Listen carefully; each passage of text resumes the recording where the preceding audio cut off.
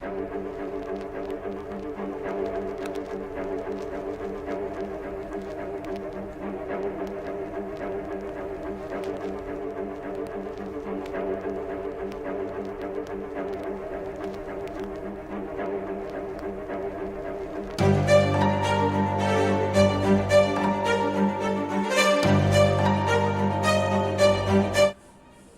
poppin', everyone? Adma here. Umidigi F1. Now, because this is after a year, I'm going to focus mainly on the performance and the battery for this. But let me touch briefly on other sides of the phone, the design. Now, the design of this phone is actually pretty good. It stayed true, even though it's just a plastic bag, and you can tell. Now, for majority of the time that I was using this phone, I had it in the case. It's the black case that comes with the phone. The reason I had it there was because I always carried something in the case. So I needed the case there. Else, on a normal day, I always carry my phone spare. But then when the coronavirus came about, I dumped the case and I have never gone back ever since then. Now, this phone, the plastic bag is actually very interesting because it's just a smooth feeling phone that it lasts, that's the point. And then it's not glass, so you don't need to worry about it breaking from time to time. It has gotten a few micro scratches from when I started using it caseless around March till June. It got a few scratches, as you can clearly see, but it's generally fine. And then if you flip it around to the front, it's a nearly edgeless design, nearly edgeless. It has a little bit of a chin, and that notch is pretty small, but I have seen smaller notches. Now, that's mostly it about design. I mean, what do you expect? It's not supposed to be shiny and sparkly like it was when you got it out of the box. But now, performance. Now this phone, I got it in the 4 gigs of RAM and 128 gigs of internal storage variant. It has a MediaTek Helio P68. So the combination of all these, how does it last over a year? Anyone who knows me knows that I'm a very power intensive user. I don't basically slack off on my phone. So using this day to day, it did everything for me perfectly. Like, every app opened, I could play a lot of games. I could play Bright Memory on this phone. It's one of the most demanding games on a CPU for a mobile phone.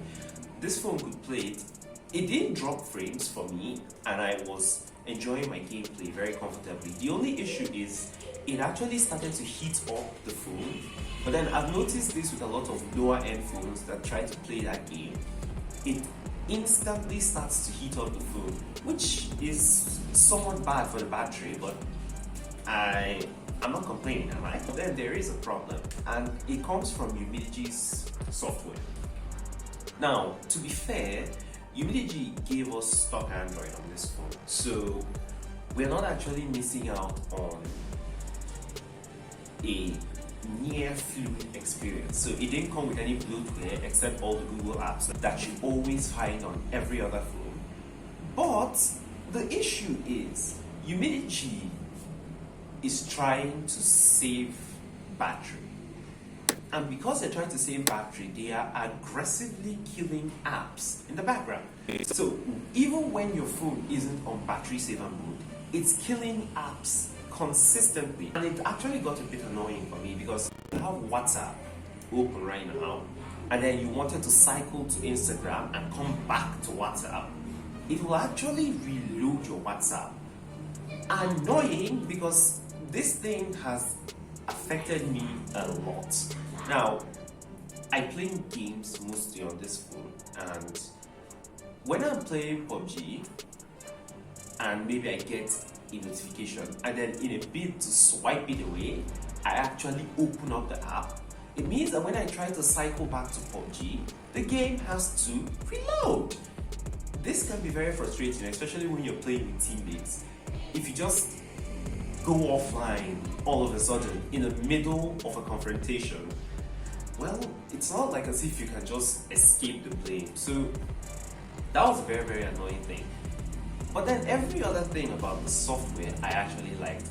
There was another thing I actually didn't like, the fact that it doesn't come with the Android 9 gestures, even though it's touting to be stock Android. I did not understand this at all. Like, it has buttons, and then the gesture navigation is a very interesting one for me. I talked about this in my unboxing. It's a very customizable form of gesture navigation where you can choose what you want your different swipes to do. Now, it's different from what you get on Android 10, where you swipe in from each of the corners in order to go back and forth between apps. I set mine to be closer to what you get on an iPhone because I feel that's the more standard. Like, it feels more fluid to me.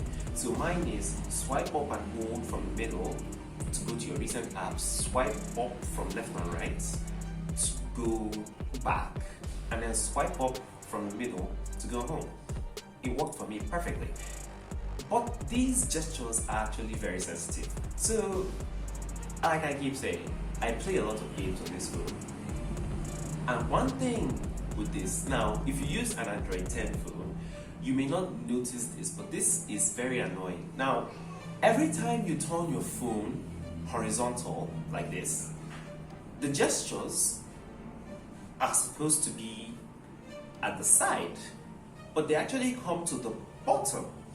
And those gestures are actually very sensitive. I haven't seen an option that allows me to reduce their sensitivity. So it means that in the middle of a game, I can actually accidentally swipe in a way, and it will think I want to go home. And then it will actually take me home. And then with that problem I have with it not being able to keep apps in memory, it actually forces me to reload the game. And this has happened multiple times. So because of that, during the coronavirus break, I actually switched back to normal buttons. But then it became sort of a balancing act for me where I would change it to buttons anytime I wanted to play a game. But then when I'm done gaming and I want to do things like social media, and etc., I change it back to my gestures. It's just how I like to use it. Your use case may vary.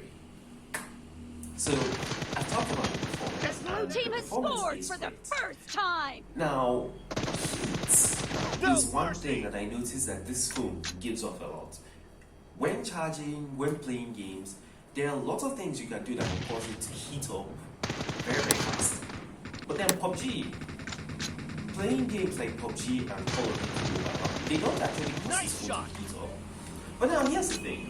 A friend of mine told me that the GPU that comes with this MediaTek P60 is capable of running PUBG Mobile at smooth graphics and extreme frame rates. That's 60 frames per second.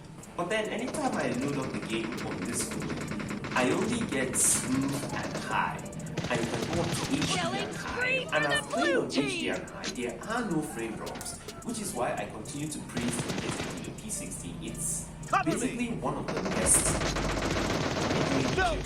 And I feel that now that it's becoming older and older, it should become an integral part of entry-level phones. I feel like the Itel S16 that I have should have this chip in it, but it doesn't. But we'll get into the Itel S16 now. When you do use GFX 2 to increase the frame rates of PUBG from high to extreme or smooth, the phone begins to heat, and it gets so hot that it actually starts to tamper with the network antennas in the phone.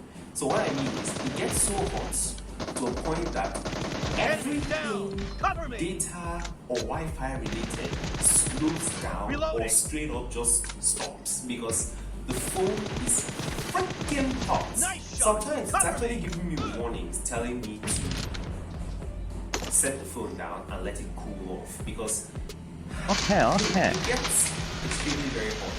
So what I've advised to anyone who wants to buy this, do not use GFX2. deploying it on smooth and high or even HD and high, you will be fine. There are no frame drops of any kind when you're using this. Just don't get greedy and try to use GFX at all. Just take it away. Got him. I've talked extensively on the performance of this phone because that's basically what you notice from day to day using a phone like this. You don't notice the design, but then another thing you will notice is the battery. Now, the 5150 milliamp hour battery in this phone is excellent. Like, I loved this phone. From the start, I was always recording my battery life to see how things were going, and I was getting some astounding numbers. Sometimes I get 8 hours of screen on time, sometimes 9 hours. It really depends on your use case. Now, at the beginning of the lifespan of this phone, I did notice that battery life was significantly better than about 6 months later on when I started using it. You can see the graphs for yourself right now. Basically, what happened is I'm a very, very abusive person when it comes to battery life. It's Nigeria, we don't have a lot of electricity all the time, so immediately you do see electricity, you have to plug the phone in. But during the first 2 weeks of this phone's usage, I actually held off on that habit. So I would use the phone from 6 a.m. in the morning till whenever I was done with whatever I'm doing in the day without trying to charge it. So then from the 4 months mark, when I became a bit more carefree with the phone, I charge it at every given opportunity, and because of that the battery life started to degrade. So I started getting 6 to 5 hours of screen time, which is still a lot actually for a lot of people, especially those who don't use their phones aggressively. For me, I found that the battery life went down a lot. It was a very noticeable change for me, especially since I know how it was at the beginning of its lifespan. I did notice a change, but the battery life was still pretty good. It would die like pretty much fast if I played PUBG for too long, or if I did WhatsApp for too long. But then, credit where due, I did always have 4G connection always on, and I have a bunch of apps in the background. Even though it kills apps, I don't know why, but it seems like when you have a lot of things in memory, the phone starts to warm up at the back. And it's actually killing your battery slowly, but still you have to reload into those apps. And because MediaTek P60 isn't exactly a Snapdragon 875, the app load up times actually take some time. But performance aside, battery life. If you still plan on getting this phone for the battery alone, maybe you're not a heavy user, or you don't plan on being an extremely heavy user, even an extremely heavy user will still benefit from the 5150 mAh battery of this phone. The fact that it doesn't have a high refresh rate, I mean, you can't go wrong with that. Now, this battery mixed in with the fact that it has an 18 watts charger, which gets it topped up in sometimes just over 2 hours, and sometimes actually less, it depends. I've actually been pretty fine with the battery life. Now, one of the other things that people pay attention to is software updates. Well, the thing is, when you hear that this phone is stock Android, you think, okay, that means that they will be very fast with updates. Yeah, well, yes, they are actually fast with updates. I got a bunch of updates for this phone. Like at the beginning of the lifespan of this phone, I actually found that the fingerprint reader was not as fast. I didn't notice this at first, but then I did notice it when Umidigi gave out an update fixing that issue. They also gave out a few other updates. They gave us a new camera in this phone that now brought in night mode. By the way, the night mode is trash on this camera. Do not use it. And then there are also a bunch of other things that they added, but those things aren't really important. What is important is the fact that you don't get any new Android updates, which is stupid. Like, I don't actually get why, but I guess that's what we'll have to live with for now. So if you plan on getting Android 10 or Android 11, look elsewhere, this ain't it.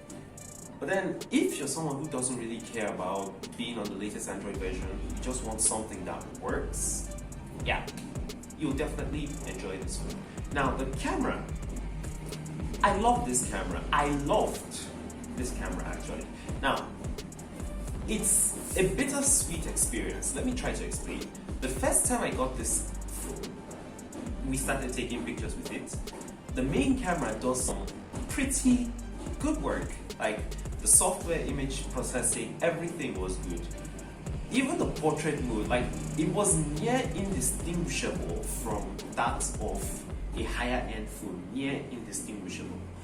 But when the new updates came, one of the new updates that actually brought in a new camera with night mode in it, I actually noticed that the camera sort of dismantled itself. Now, if you're a photo editor and you use Snapseed a lot, you know about the HDR escape filter, and you know what happens if you crank that up to like 100 or something. It looks absolutely ridiculous. So basically what happened is, when the new camera update came out, it sort of added an HDR effect that you can't turn off. So you know, on normal cameras, you normally have HDR that you can turn on and off. I always turn mine off. Before the update, I always had my HDR turned off.